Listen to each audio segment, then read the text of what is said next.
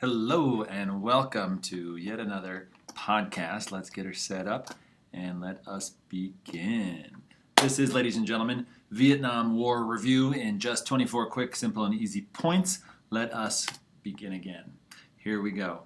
Start with a little dramatic music, classic music from the Vietnam era, of course, and a couple of iconic images. It is the television war, the journalist war. There's a lot of amazing images, powerful stuff. I see a rector and I want it painted black.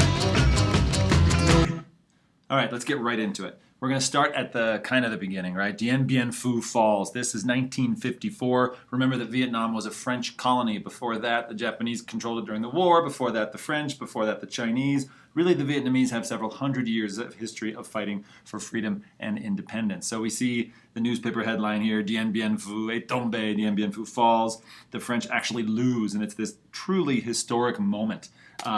General Giap was the general leading this back in 54, and he'll be the same general who will take on the Americans. He just recently died this year in his 90s. Of course, his children and grandchildren went to school in America, has no anger or hatred towards America, but he is something of a hero around the world for having stood up to so many different colonial powers. And this moment of the Vietnamese defeating the French is huge, sends shockwaves around the colonized world, right?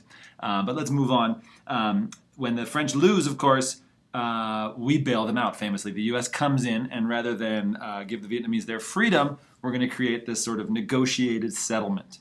And we're going to divide Vietnam between two groups of leaders, the Vietminh and Ho Chi Minh, right? And that's in the north. Ho Chi Minh was schooled in France. He's the one who tried to go see Woodrow Wilson after World War I to get the freedom for the Vietnamese and wasn't listened to, eventually becomes a communist. We certainly don't recognize him, and we put all of our support in the southern Vietnamese with the Emperor Bao Dai and the president, or was he prime minister? He was prime minister. Ngo Diem will be our man in Vietnam, and we're going to agree on the famous Geneva Accords, and the Geneva Accords will set up this division of Vietnam along the 17th parallel. You can see that line if you look on the map right there in the middle. The blue is the south, the green is the north. The north can be communist, the south not. This worked really well for us in Korea, or not. But anyways, we decided to try it again, promising elections to decide in 2 years what Vietnam was going to do. They could reunify if they want. They could do whatever they wanted, was what we allegedly were claiming, right? So remember that, the 17th parallel, free and fair elections set for 56. Well, those 56 elections come and go without really happening. It becomes clear that Diem is going to lose. He's very unpopular. We'll get into that more later. But one thing leads to another, and we allow the cancellation of those elections. We support him in that, although we do demand later elections in 59. And we continue to add support in our alliance with Diem, which becomes highly problematic. He also kind of gets rid of the emperor and really consolidates power for himself. In the meanwhile, to give more support to the South, we start to do our unofficial CIA raids in North Vietnam, commando raids into the north that is going to also cause a little bit of trouble later. As this is all going on, we see this issue with a rising movement known as the Vietcong. These are South Vietnamese who support the North, who want unity and don't support the current government, the one that the United States is backing. So they're insurgents, and it's a war of insurgency. Why are they frustrated with the North? The South with Diem? Because of the repressive dictatorial rule, his family holding all the power and wealth in the country. He comes from a Catholic minority that probably converted when the French came. The Buddhists are the majority, and they're being terribly persecuted. They're literally torturing Buddhist monks, which never looks good, right? It's a horrible thing. Lots of lacks of freedom. And so this becomes a guerrilla war of people. The biggest problem really is the Southerners who want to fight to join the North. And as a guerrilla war, as Mao Zedong once said, the guerrilla wins if he does not lose, the conventional army loses if it does not win. And that's what we're going to really see in this war. Who are these people, the Viet Cong? Farmers by day, warriors by night. By the way, those women are not the same as the people over there. I just wanted to contrast the two. Sorry if you know the two farmers there. Strength, their greatest strength was their patience and willingness to accept massive casualties, and the fact that they were fighting for freedom. They were fighting for their homes. Communism is an issue, and of course, the U.S. motivation is fighting communism, but really the Vietnamese are fighting not for Lenin or Stalin or Mao. They're fighting for the freedom that they've been fighting for centuries. and the resolve, their willingness to fight, and their resourcefulness and creativity, we grossly underestimate this, which will cause all kinds of trouble, right? So if the southern guerrillas are fighting against the southern government, they're being supported by the north along the Ho Chi Minh Trail. And it comes from northern Vietnam, goes through Laos and through Cambodia and into South Vietnam, which will also lead to all kinds of troubles a little bit later. And you can see this trail, as you saw in that last picture on the bicycle. In this picture, everybody's carrying stuff by hand through these incredible jungle passageways. And it was very difficult without massive bombing campaigns to do much about this. Despite his bad record and his human rights abuses, he is our man. The U.S. commits to Diem, and President Kennedy will actually start to send in, we call them military advisors. The troop numbers start to increase, and our involvement will start to increase in Vietnam. You can see how the gradual rise starts in 61, actually in 60 with just 675 soldiers. Kennedy will increase it in his time up to 16,000, and then you really see the skyrocketing under LBJ, 64 to 68. Where the war really comes in to itself, right? Although it's never technically a war, it's the police action in Vietnam, but we are sending the military there. Let's be realistic. Again, major protests of Diem's government. This is a serious situation and a major problem. And then the most dramatic, the famous Buddhist monk self-immolation, where he sets himself on fire and dies in a form of protest against what the government is doing to the Buddhists in Vietnam. And this really gets the attention of the world, and it's a powerful move, powerful protest. Number 9, in 1963, the CIA is cleared to organize a coup. They decide that Diem is too unpopular now, right? And so they start to organize a coup. And it's supposed to either get rid of Diem and his brother, or maybe they're going to, quote, commit suicide. But it kind of goes a little bit wrong. Here's a picture of the wall behind the two brothers. It doesn't look very much like a suicide. There's a whole lot of bullets there. So the two are murdered, mainly through the CIA-backed coup, although we expressed shock and disappointment. Ho Chi Minh, of course, couldn't believe how insane it was that the Americans organized this. Because Diem was our most faithful follower in Vietnam. And that's kind of how the year ends in Kennedy's presidency. And just a few weeks later, he himself, after having approved this assassination, he's assassinated, not related, but just a violent time period with horrific events following horrific events. Johnson becomes president. He takes over. And this is this critical year, the 63-64 year. Unfortunately, Johnson is going to be very busy with a major American political tradition, getting elected, right? He's trying to get elected, and he's so into politics that it seems like a critical year in the war really gets missed, a time when things could have been stopped. Instead, we're going to see escalation. And of course, LBJ is famous for remembering Truman's loss of China. We bring the domino theory up, this idea that if one communist country falls, the next one's communist, the next one's communist. Next thing you know, they're knocking at our door. Of course, what happens after the Vietnam War? Who does Vietnam attack? They go to war with Cambodia, which happened to be communist at the time. China has its problems going to war with Russia. We got all kinds of issues here. Anyways, he announces that he's not going to be the president who sees Southeast Asia go the way China went, and Johnson decides he's going to start to escalate and make sure that this doesn't happen. He gets reelected very easily in a landslide against Goldwater. And then we come to the Tonkin Gulf resolution and the major escalation, right? You see here Secretary of State McNamara, and he's the one who gives LBJ the advice, we must rout the communists. And so the decision is really based on this famous incident, the Tonkin Gulf incident.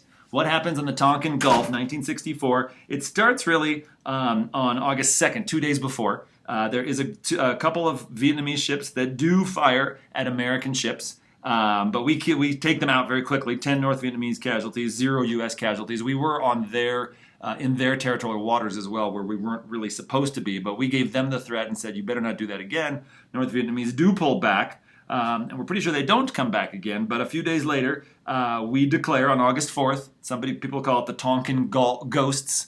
We start to fire, and our ships are shooting all day. But Johnson himself was heard to say that those boys were shooting at nothing, and nobody actually saw anything. And of course, later this will come out. You can see in this map on the left where we were in the Gulf of Tonkin incident and what was actually going on there.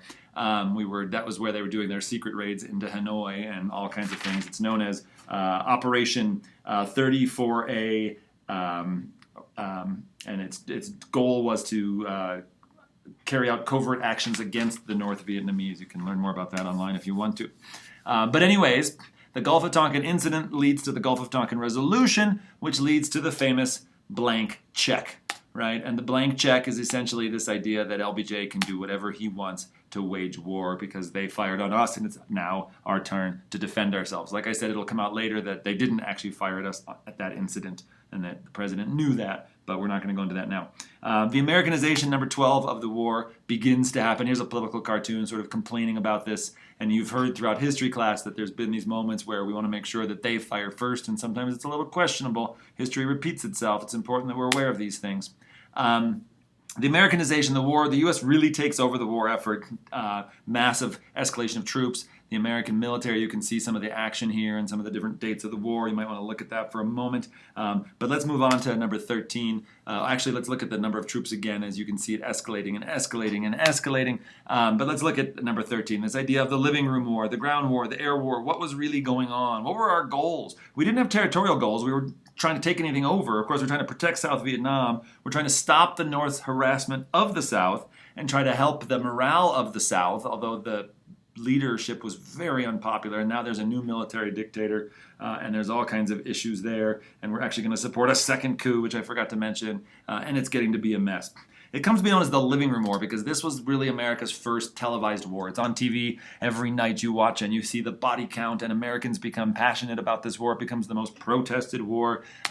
It's predominantly our biggest effort, our biggest expense goes into the air war, the massive bombing campaign. Operation Rolling Thunder is this massive sustained bombing campaign of the North, and it is an impressive amount. It's 65 to 68. Of course, one of the problems was the planes either had to go really high and risk missing their targets and also risk getting hit by the surface-to-air missiles, or go really low and get hit by the anti-aircraft but have better effectiveness. And so we had a lot of POWs, a lot of our guys captured, a lot of planes down. We bomb Hanoi for 3 years. We destroy huge swaths of the landscape. And we don't seem to manage to demoralize the South. This is the incredible thing, right? We try to take out the Ho Chi Minh Trail. We try to deforest and defoliate, and we use napalm, which helps. It's like a petroleum jelly that burns on the ground, and it helps to take out the jungles and the trees. Very destructive war, and also a lot of Americans getting captured, and this becomes very horrific and dramatic. And pictures like this are in the newspapers back home, and we're seeing just the insanity. And people are asking, what are we doing over there? And it becomes more and more confusing. We look at this question, who is the enemy, right? We have these images again, American soldiers setting villages on fire. This idea of we had to destroy the village in order to save it. It seemed like everybody was against it. The farmers, like I said, at night turned into our enemies, and you couldn't trust anybody, man, woman, or child. And again, the soldiers asked themselves, what are we doing here, right? These are some more of the iconic photos of the war. There's a famous story behind many of these I'm not going to go into right now. The Vietcong and their persistence and their creativity, they created these enormous, intricate underground tunnel systems that they set up traps and were able to operate. And it was people lived entire lives under these things, and it was absolutely incredible. And now these are tourist attractions in Vietnam, the tunnels of Chih. Whoa, what happened? That went really fast. The next topic, of course, is the widespread resistance to the war, number 14. I don't know why that slide is broken. The youth culture, the civil rights movement, music, art, society, all of this kind of comes together, and we see massive protesting against the war. And the music is a big part of it. And we talked about and showed the video, Country Joe and the Fish singing the song Feel Like I'm Fixin' to Die, and they had the nickname the band that stopped the war. But of course there was so much music that inspired people to protest the war, and it was a really big idea. It was a really big deal, right? More of these protests with the flowers in the guns. These are some of my favorite images of the war protesting.